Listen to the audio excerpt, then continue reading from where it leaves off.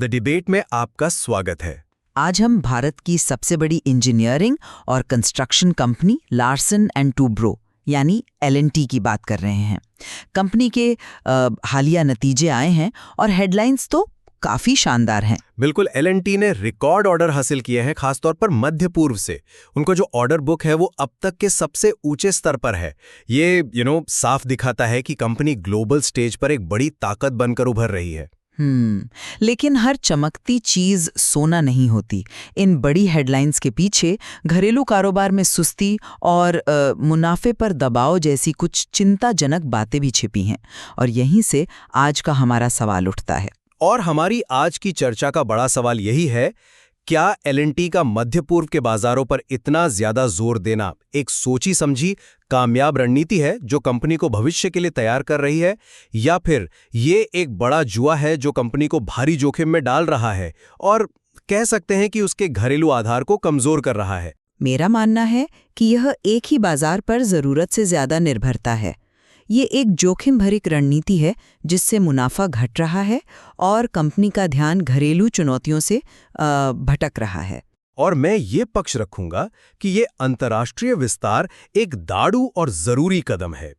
L&T इसके जरिए भविष्य की बड़ी परियोजनाओं के लिए खुद को तैयार कर रही है और एक सच्ची ग्लोबल EPC दिग्गज के रूप में अपनी पहचान बना रही है। ठीक है, तो मैं शुरू करती हूँ। देखिए, ये जो आंकड़े हैं ये आकर्षक जरूर लगते हैं, लेकिन ये पूरी कहानी नहीं बताते। हाँ, ऑर्डर बुक 6.67 ट्रिलियन रुपए के रिकॉर्ड स्तर पर है, जो सुनने में बहुत अच्छा लगता है। लेकिन इस विशाल ऑर्डर बुक की कीमत क्या है? हमें मुनाफे को देखना होगा। एनर्जी प्रोजेक्ट सेगमेंट को ही लीजिए, जहां से ये सारे बड़े अंतर्राष्ट्रीय ऑर्डर आ रहे हैं। इस सेगमेंट का EBITDA मार्जिन मतलब मुनाफे का एक अहम पैमाना पिछले साल के 8.9% से घटकर सिर्फ 7.3% रह गया है। ये एक बहुत बड़ी गिरावट है। कंपनी खुद मान रही है कि इसकी वजह कुछ घरेलू और अंतर्राष्ट्रीय परियोजनाओं में लागत वृद्धि यानी कॉस्ट ओवररन है। तो एक तरफ हम ऑर्डर बुक का जश्न मना रहे हैं और दूसरी तरफ असल में हर प्रोजेक्ट पर कमाई घट रही है। ये तो अच्छी तस्वीर नहीं है। मैं आपकी बात समझता हूं, लेकिन आप एक अस्थायी समस्या को एक स्थायी ट्रेंड की तरह देख रही हैं। मार्जिन पर जो दबाव है, मैनेजमेंट ने साफ किया है कि ये कुछ पुरानी विरासत वाली परियोजनाओं की वजह से है। ये वो प्रोजेक्ट्स है जो कोविड से पहले साइन किए गए थे, जब सप्लाई चेन और मटेरियल की कीमतें कुछ और थीं। अब वो प्रोजेक्ट्स पूरे हो रहे हैं तो उनका असर दिख रहा है। लेकिन ये L&T के लिए एक सीख भी है। कंपनी ने इन परियोजनाओं से सीखा है कि फिक्स्ड प्राइस कॉन्ट्रैक्ट्स में उतार चढ़ाव वाले माहौल में कितना जोखिम होता है। अब जो नए अल्ट्रा मेगा ऑर्डर लिए जा रहे हैं, उनमें लागत वृद्धि से बचने के लिए बेहतर क्लॉज शामिल हैं, जो कंपनी की रणनीति में एक बड़ा बदलाव दिखाता है। और अगर आप ओवरऑल तस्वीर देखें तो कंपनी का कुल प्रोजेक्ट्स और मैन्युफैक्चरिंग पोर्टफोलियो का मार्जिन असल में Q2 में 7.6% से बढ़कर 7.8% हो गया है। ये बेहतर परिचालन क्षमता को दिखाता है, न कि कमजोरी को। यह एक दिलचस्प तर्क है, पर मैं इससे पूरी तरह सहमत नहीं हूं। आप जिसे अस्थायी दबाव कह रहे हैं, उसके लिए कंपनी के अपने दस्तावेज कहते हैं कि निकट भविष्य में सेगमेंट में नरम मार्जिन बने रहने की उम्मीद है। निकट भविष्य, ये अस्थायी नहीं लगता। ये कम से कम अगले कुछ तिमाहियों का संकेत दे रहा है। और ये सिर्फ एनर्जी सेगमेंट की बात नहीं है। घरेलू इंफ्रास्ट्रक्चर सेगमेंट को देखिए, जो हमेशा से L&T की रीढ़ का सामान रहा है। उसका रेवेन्यू 1% गिरा है। आप कहेंगे कि ये मानसून की वजह से है, लेकिन रिपोर्ट में एक और बड़ी वजह बताई गई है, ग्रामीण जल आपूर्ति परियोजनाओं में धीमी प्रगति। और जब इस पर और सवाल किए गए तो पता चला कि ये भुगतान संबंधी मुद्दों के कारण हुआ।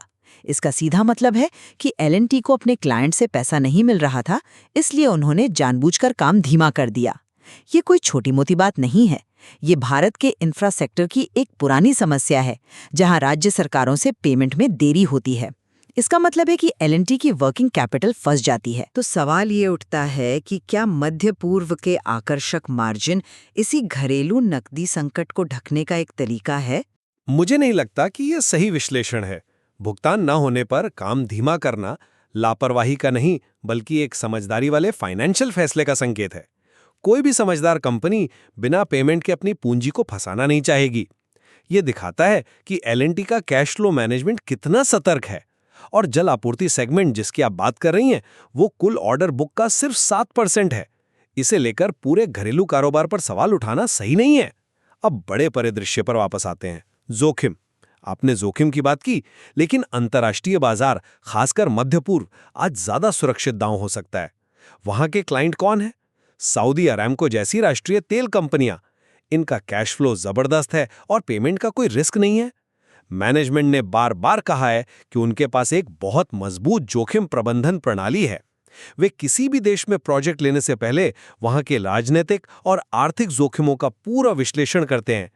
ये एक परिकलित विस्तार है, कोई अंधा दांव नहीं। एक मजबूत जोखिम प्रबंधन प्रणाली होने का दावा करना एक बात है और जमीनी हकीकत दूसरी।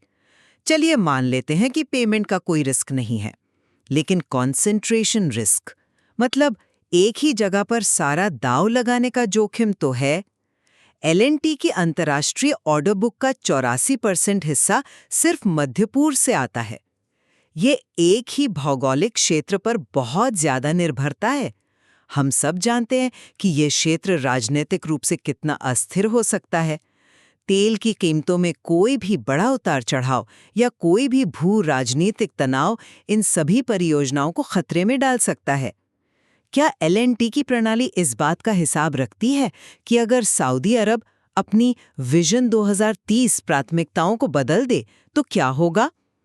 क्योंकि उनकी 84% अंतर्राष्ट्रीय ऑर्डर बुक एक ही देश की नीतियों पर निर्भर करती है। ये थोड़ा 2008 से पहले के दौर जैसा लगता है, जब कई भारतीय इंफ्रा कंपनियां मध्य पूर्व में बड़े-बड़े प्रोजेक्ट्स ले रही थीं और फिर वैश्विक मंदी आने पर उन्हें कितनी मुश्किल हुई थी। क्या इतिहास खुद को दोहरा सकता है? ये तुलना सही नहीं है। 2008 के मुकाबले एल&टी आज कई ज्यादा मजबूत, अनुभवी और वित्तीय रूप से स्थिर कंपनी है। उनकी बैलेंस शीट बहुत मजबूत है और उनके पास इन जोखिमों से निपटने की क्षमता है। और आप जिसे निर्भरता कह रही हैं, मैं उसे विशेषज्ञता कहता हूं। एल&टी मध्य पूर्व में अपनी पकड़ मजबूत कर रही है, वहां के क्लाइंट्स का भरोसा जीत रही है और इस वजह से उन्हें वो अल्ट्रा मेगा प्रोजेक्ट्स मिल रहे हैं जो पहले उनकी पहुंच से बाहर थे। ये अरबों डॉलर की परियोजनाएं हैं। जैसा कि मैनेजमेंट ने कहा, ये कंपनी को एक अलग लीग में ले जा रहा है। ये सिर्फ ऑर्डर बुक भरने के बारे में नहीं है, बल्कि भविष्य के लिए एक ऐसी कंपनी बनाने के बारे में है जो दुनिया की सबसे बड़ी और सबसे जटिल परियोजनाओं को क्रियान्वित कर सके। सऊदी अरब में यानबू ग्रीन अमोनिया प्रोजेक्ट या ACWA पावर जैसी कंपनियों के साथ साझेदारी इसी वैश्विक महत्वाकांक्षा का प्रमाण है। ये एल&टी को एक वैश्विक EPC दिग्गज के रूप में स्थापित करने की रणनीति है। महत्वाकांक्षा अपनी जगह है, लेकिन जमीनी हकीकत को नजरअंदाज नहीं किया जा सकता। और हकीकत ये है कि जब आप घर से दूर इतने बड़े प्रोजेक्ट लेते हैं तो क्रियान्वयन की चुनौतियां कई गुना बढ़ जाती हैं, चाहे वो सप्लाई चेन हो, लॉजिस्टिक्स हो या स्थानीय श्रम कानूनों को समझना हो। मार्जिन पर दबाव इसी का एक शुरुआती संकेत हो सकता है। और इस महत्वाकांक्षा के चक्कर में हम घरेलू बाजार के एक बहुत बड़े अवसर को खो रहे हैं। देखिए, एल&टी की अपनी घरेलू ऑर्डर बुक में निजी क्षेत्र की हिस्सेदारी सिर्फ 6 महीनों में 21% से बढ़कर 30% हो गई है। ये क्या दिखाता है? ये भारत में एक नई निजी पूंजीगत व्यय, मतलब प्राइवेट कैपेक्स की लहर का संकेत है। रियल एस्टेट, डेटा सेंटर, फैक्ट्रियां, वेयरहाउस, हर जगह निवेश हो रहा है। सरकार की PLI जैसी योजनाओं से इसे और बढ़ावा मिल रहा है। ये एक स्थिर और बढ़ता हुआ बाजार है जो ठीक हमारी नजरों के सामने है। इसे नजरअंदाज करना और अपनी सारी ऊर्जा एक अस्थिर विदेशी बाजार में लगाना मुझे ये एक रणनीतिक भूल लगती है। इसे नजरअंदाज नहीं किया जा रहा है। घरेलू ऑर्डर बुक में भी 40% की अच्छी खासी वृद्धि हुई है। कंपनी दोनों मोर्चों पर काम कर रही है, लेकिन हमें ये समझना होगा कि दोनों की प्रकृति अलग है। हाँ, घरेलू निजी कैपेक्स बढ़ रहा है, लेकिन उन ऑर्डरों का औसत आकार क्या है? वे मध्य पूर्व के अल्ट्रा मेगा प्रोजेक्ट्स के सामने बहुत छोटे हैं। एल&टी जैसी विशाल कंपनी को अपनी ग्रोथ बनाए रखने के लिए बड़े टिकट साइज वाले प्रोजेक्ट्स की जरूरत है, और वो आज मध्य पूर्व में ही उपलब्ध हैं। घरेलू बाजार में छोटे छोटे कई प्रोजेक्ट्स को मैनेज करने से बेहतर है कि अंतर्राष्ट्रीय बाजार में कुछ बड़े हाई प्रोफाइल प्रोजेक्ट्स पर ध्यान केंद्रित किया जाए। इससे न केवल राजस्व बढ़ता है बल्कि कंपनी की ब्रांड वैल्यू और तकनीकी क्षमता भी बढ़ती है, जिसका फायदा उसे वापस घरेलू बाजार में भी मिलता है। मैं इस तर्क से असहमत हूँ। छोटे छोटे कई प्रोजेक्ट्स ही असल में जोखिम को कम करते हैं।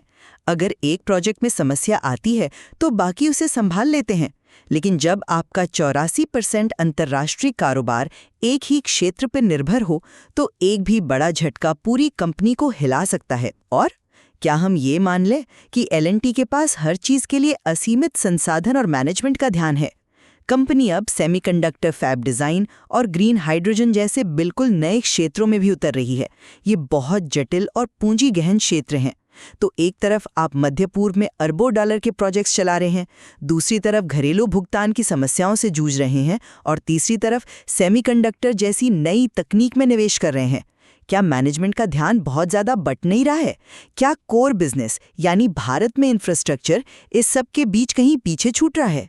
आप इसे ध्यान का बटना कह रही हैं, मैं इसे भविष्य के लिए तैयारी कहूंगा। सेमीकंडक्टर, रक्षा, ग्रीन एनर्जी ये भारत के भविष्य के ग्रोथ इंजन हैं। L&T अगर आज इन क्षेत्रों में प्रवेश नहीं करेगी तो कल बहुत देर हो जाएगी। ये एक दूरदर्शी कदम है। कंपनी अपने कोर EPC कौशल का इस्तेमाल इन नए क्षेत्रों में अवसर तलाशने के लिए कर रही है। ये दिखाता है कि मैनेजमेंट सिर्फ अगली तिमाही के बारे में नहीं बल्कि अगले दशक के बारे में सोच रहा है। और जहां तक संसाधनों की बात है, L&T एक बहुत बड़ी और पेशेवर रूप से प्रबंधित कंपनी है। उनके पास हर वर्टिकल के लिए समर्पित टीम्स और नेतृत्व है। यह सोचना कि मध्य पूर्व के प्रोजेक्ट्स पर ध्यान देने से जल आपूर्ति वाला प्रोजेक्ट प्रभावित होगा, ये कंपनी के स्केल और क्षमता को कम आंकना है। मुझे लगता है कि हम इस बात पर तो सहमत हो सकते हैं कि कंपनी एक बहुत ही महत्वपूर्ण और जटिल मोड़ पर है। लेकिन सवाल वही है, क्या ये सब एक साथ करना समझदारी है? मेरा मानना है कि एक अधिक केंद्रित और संतुलित दृष्टिकोण बेहतर होता। घरेलू बाजार में निजी क्षेत्र की बढ़ती मांग पर ध्यान केंद्रित करना ज्यादा सुरक्षित और शायद ज्यादा मुनाफे वाला हो सकता है, बजाय इसके कि हम अपनी पूरी ताकत एक ही विदेशी बाजार में लगा दें। हमें अपने घरेलू आधार को मजबूत करना चाहिए, जहां जोखिम कम है और विकास की संभावनाएं स्पष्ट दिख रही हैं। ये चमक दमक के बजाय स्थिरता को चुनने जैसा है।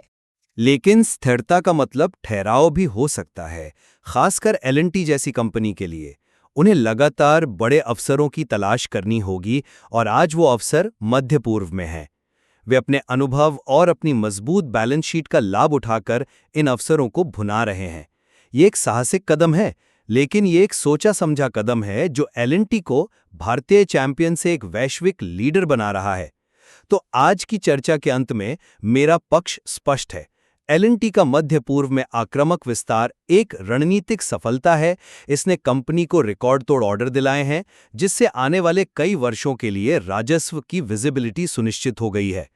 6.67 ट्रिलियन रुपए की ऑर्डर बुक और अंतर्राष्ट्रीय बाजारों से आते अल्ट्रा मेगा प्रोजेक्ट्स इस बात का सबूत है कि L&T खुद को एक वैश्विक EPC दिग्गज के रूप में सफलतापूर्वक स्थापित कर रही है। मुनाफे पर मौजूदा दबाव अस्थायी है और ये पुरानी परियोजनाओं से जुड़ा है जिनसे कंपनी ने महत्वपूर्ण सबक सीखे हैं। जोखिम प्रबंधन के लिए उनके पास मजबूत प्रणालियां हैं और वे भविष्य के लिए बड़े और बेहतर मार्जिन वाले प्रोजेक्ट्स पर ध्यान केंद्रित कर रहे हैं। यह ठहराव नहीं बल्कि भविष्य के विकास का एक साहसिक मार्ग है। और मैं अपनी बात पर कायम हूं।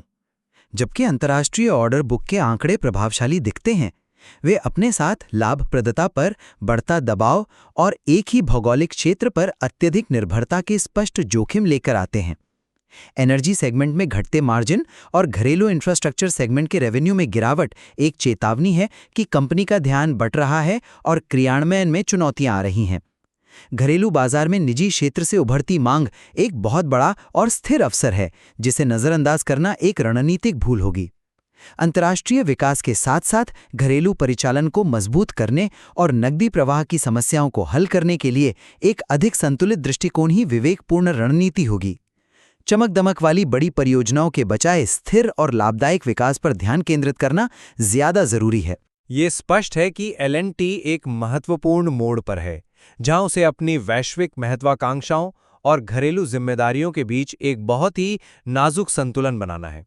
कंपनी का हर कदम ये तय करेगा कि वो भविष्य में एक विविध वैश्विक लीडर बनती है या फिर अपने कोर बाजार से दूर जाकर जोखिम उठाती है। बिल्कुल। और इन स्रोतों का गहराई से अध्ययन करने पर यह भी पता चलता है कि कंपनी सेमीकंडक्टर, रक्षा और हरित ऊर्जा जैसे नए और जटिल क्षेत्रों में भी कदम रख रही है। ये इस रणनीतिक संतुलन को और भी जटिल बनाता है। यह समझने के लिए कि कंपनी इन विभिन्न अवसरों और चुनौतियों का प्रबंधन कैसे करती है और अपने संसाधनों को कहाँ और कैसे लगाती है, इस पर लगातार नजर रखनी होगी। इसमें देखने और समझने के लिए अभी बहुत कुछ है।